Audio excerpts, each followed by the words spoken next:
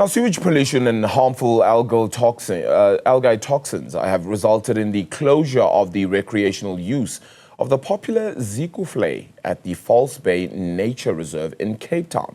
Free-flowing sewage from the nearby Phumlani informal settlement, which runs through the vlei, has been identified as the great threat to the biodiversity of the area. Now, stakeholders are alleging that the city of Cape Town is failing to take accountability for pollution incidents, particularly in protected areas. Our reporter Latashia Naidoo brings us more on this story, a story indeed that will have a lot of communities concerned, but also then worried about what do you then do with the informal settlement and the pollution that comes from there.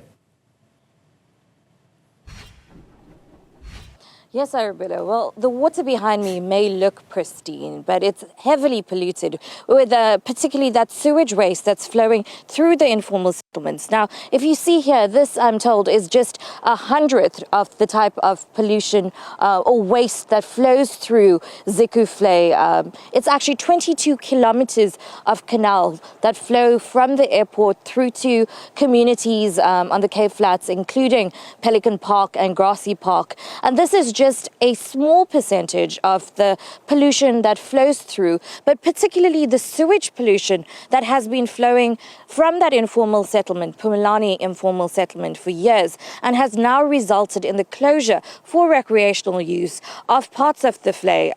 People use it for swimming, for sailing. There's actual regattas, competitions that take place on this vlei. But as a result of the pollution, and now the biodiversity threat with regard to that algae bloom, which results if the water is consumed, can result in both people and animals getting very, very sick.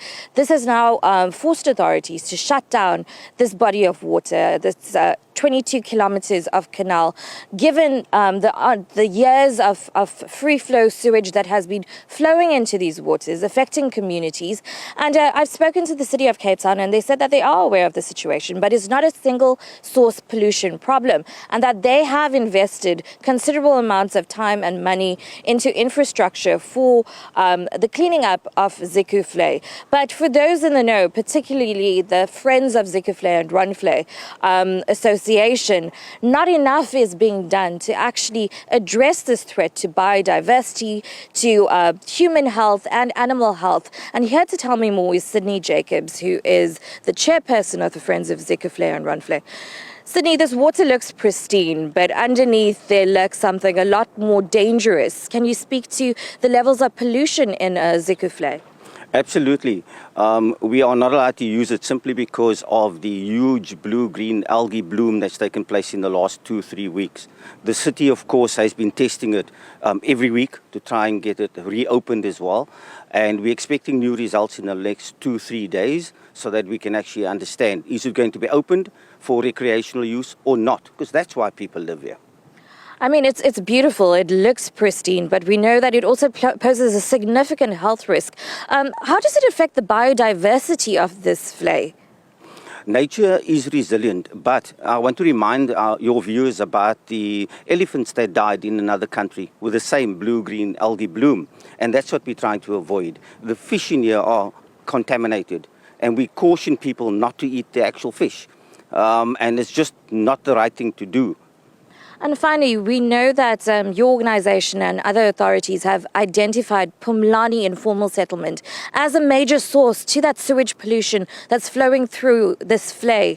What are some of the remedial measures or solutions that have been offered up to ensure that the contamination does not continue to the scale that it has over the past few years? Yeah, Phumlani is just 1 kilometer from here, and the sewage flows in there daily. We have asked for that place to be repiped. We have asked for the toilets to be fixed, and this has been going on for about 2.5-3 years. We've had high-level walks there. We've had meetings in the last 2-3 weeks, and we see no difference. We understand that things move slower.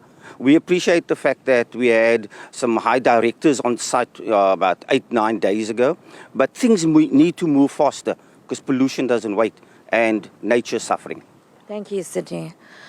Well, Arabile, there's been assurances by the City of Cape Town, who I've spoken to, that these issues with regard to the sewage pollution and to addressing the issues of that toxic algae bloom will be rectified. But according to the Friends of Zeekoevlei and Ronvlei, they've had 7 on-site engagements with the city over the past few months. And as of yet, nothing has been done to remedy the issue, to the point that this Vlei, which is a very popular recreational use area for sailing, for fishing and for rowing, like I mentioned earlier, is now closed to communities, particularly during the festive season. And it's only it's a question of if anything is going to be done in the new year to actually address these very concerning matters, including the risk to human and animal health. Arabile.